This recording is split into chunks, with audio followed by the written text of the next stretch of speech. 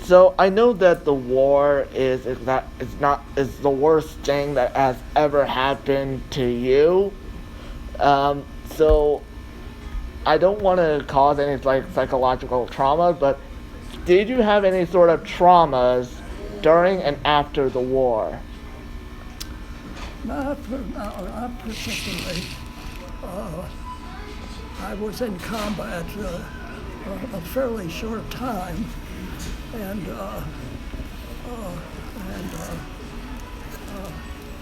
I had I was let me put it this way. Research has shown that in any kind of a firefight, when the soldiers are shooting at each other, 80% of the soldiers are so scared that they never fire their arm. They never fired their gun.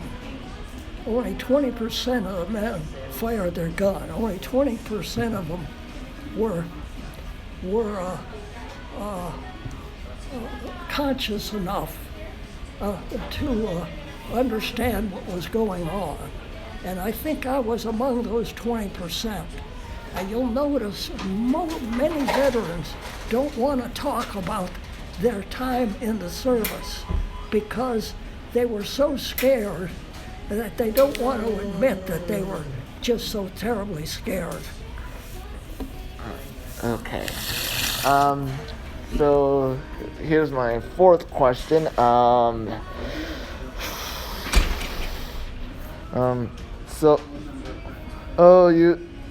You did mention about about how terrible your weaponry was, and how you had to go overseas in order to fight during the war. What was the most difficult area you had to adapt to? Like you're so unfamiliar with this place, you don't know where to go. You're all lost, and the enemy just there has a lot of advantage because they know the area very well, but you don't. Have you ever had that situation? And if you did, can you please tell me?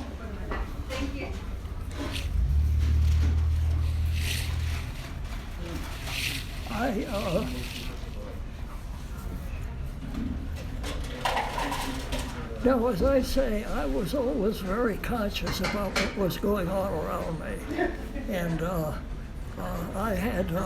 was very good at my weapon. I had a semi-automatic rifle, and I was very good at that. And I had on the range, I had scored expert.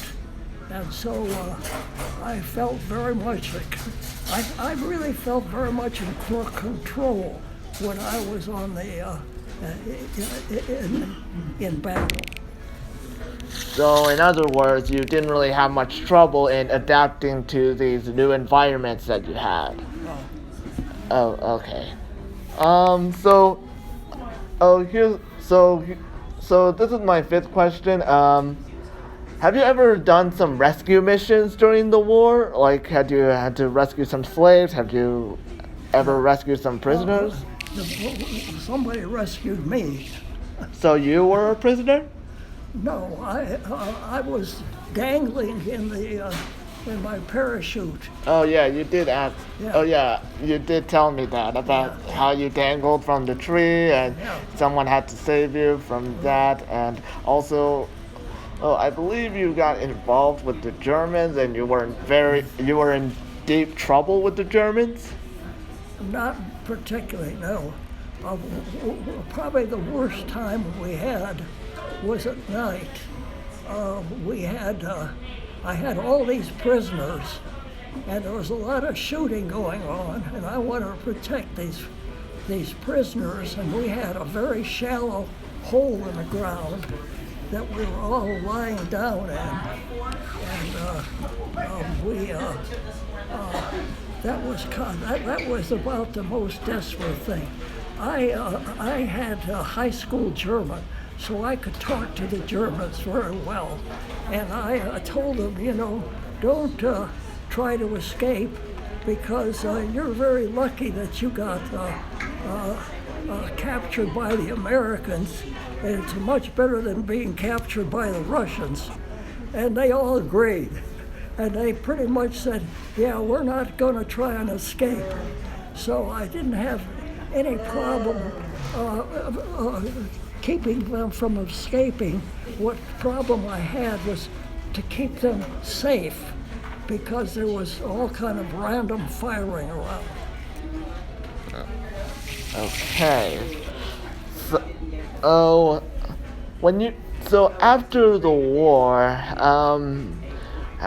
how did you feel after the war?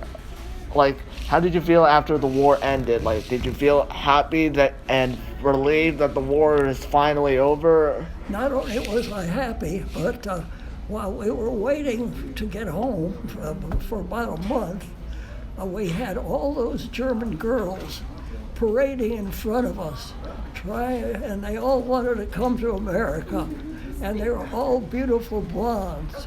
And I had a little girl. What I did, we were supposed to be, our squad was supposed to be occupying guarding a bridge. The bridge was bombed, and it was sitting in the bottom of a canal, and the canal had drained, it was empty. And most of the rest of the squad, the paratroopers, they weren't interested in guarding anything. So I said, I'll do that. You can go and run after girls and schnapps.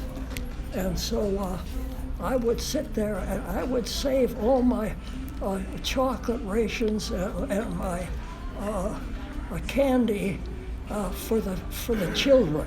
And the children would come around, and I would give them out my chewing gum and candy.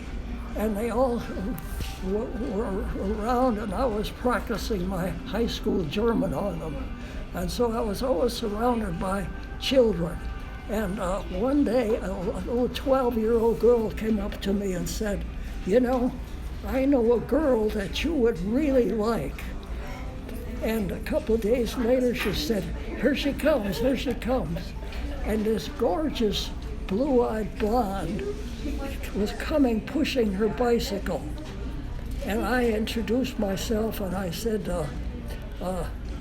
wait here, because the women, the old ladies, there was very little food. And the old ladies would take something of value and go out to the edge of the farm to the farmers and come back with maybe a sack of potatoes. And so this woman was coming, and I helped her down the side of the canal and up the other side. And she was so impressed that I would do that. And we talked quite a ways, and quite a while, and she told me that she was very interested in going to the university. But in Germany, they had very good universities, but only for men. If a woman wanted an education, she had to go to France or England or the States. And so she asked me all about how they treated women in the States, and she was very interested in the fact that we had universities and colleges just for women in America. And she really wanted to do that, and we talked about that all the time. She went back to her mother and told her about this wonderful American soldier she had met, and her mother was scandalized. She said, what kind of a girl did I raise that she goes cavorting around enemy soldiers? And she wouldn't let her come back. But finally, she kept pestering her mother, and they invited me, and I went over to see her. And every time we had a date, which was only about 10 times, every time we had a date, her father or mother would be in the room. And occasionally they would fall asleep, and then we could steal a kiss. But I was so impressed with this girl, I continued to, and she only spoke German, and I used my high school German, and we corresponded, and I didn't want to get married until I finished college. I had 3 more years to go, and so my mother, who was very good at German, she had been raised in a little German town outside of Chicago, and so she knew German very well.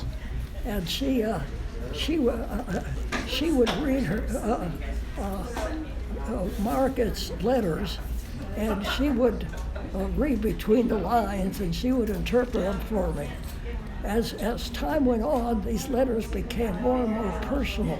And I finally told my mother, "Mom, you don't have to read those letters anymore." And she was so upset that she couldn't read Margaret's letters anymore. But that was, well after I had come to the States. And finally, we brought her over, and she went to the university. She went to various universities because I was an engineer and we changed cities often, and she went to whichever college there was in the town, and she finally graduated from the University of Connecticut.